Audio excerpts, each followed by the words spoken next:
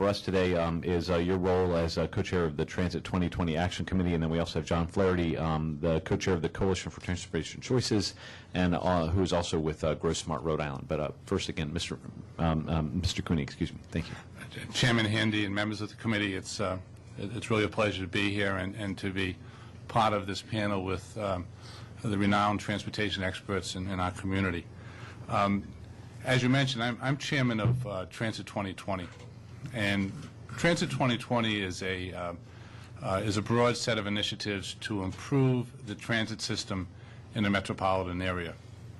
It started out as a initiative of Mayor Cicilline, but it's grown into a independent advocacy group with representatives of a broad coalition of representatives from hospitals, universities, local businesses, environmental and housing advocacy groups, representatives from the metropolitan cities, and it's taken on its own character to advocate for the criticality of an improved transit system in our community.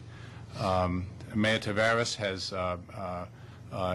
is indicated that he's very much behind and encourages the good work of Transit 2020. But Transit 2020 and transit is more than just transit. It's about jobs. It's about economic development. It's about improving the quality of life of our residents.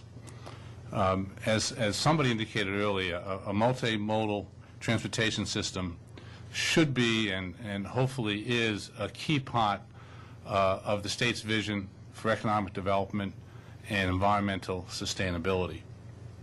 A robust transit system connects residents and visitors from where they live to where they work and to the key destinations in our community. We have a great theater district. We have a great historical district in our metropolitan area. And to get folks from where they come, whether it be by commuter rail, and distribute them to the jobs and to the destinations in our community is very vital to the health of our economy. Our vision is a sustainable community with livable neighborhoods. A vision of a city where you can move around without an automobile.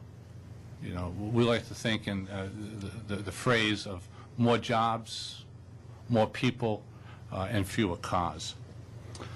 But it's critically important to understand the connection of investing in a transit system, in a transportation infrastructure, and economy and jobs.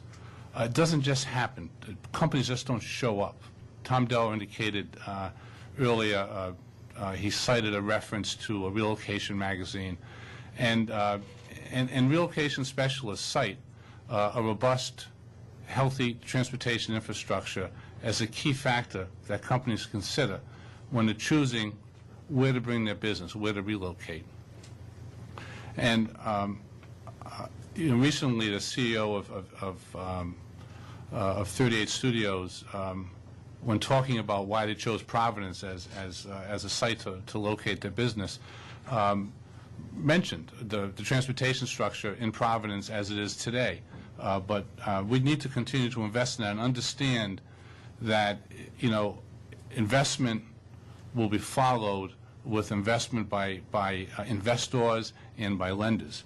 There's various data out there about published by authorities that are recognized that every dollar invested in public transit represents every $1 million invested in public transit produces approximately 36 jobs.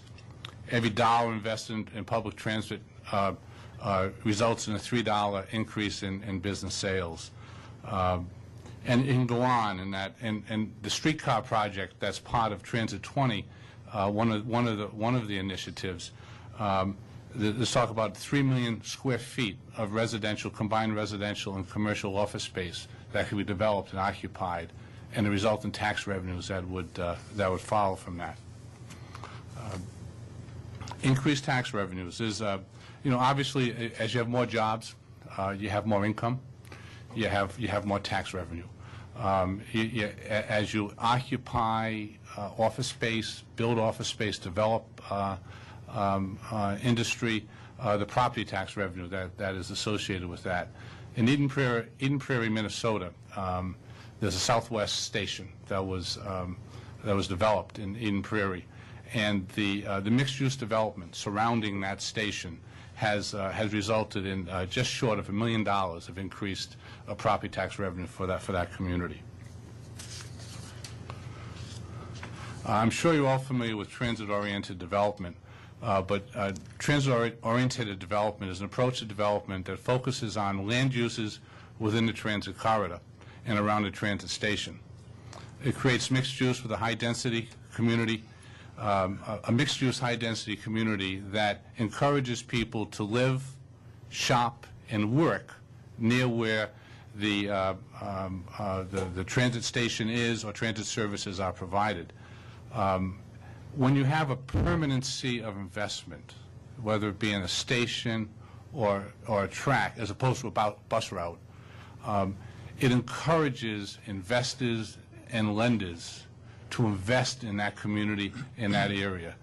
And I personally believe it's very critical and important if we want to realize the benefits of the I-195 corridor and moving the I-195 and the opportunities that's going to accrue to us, to our community.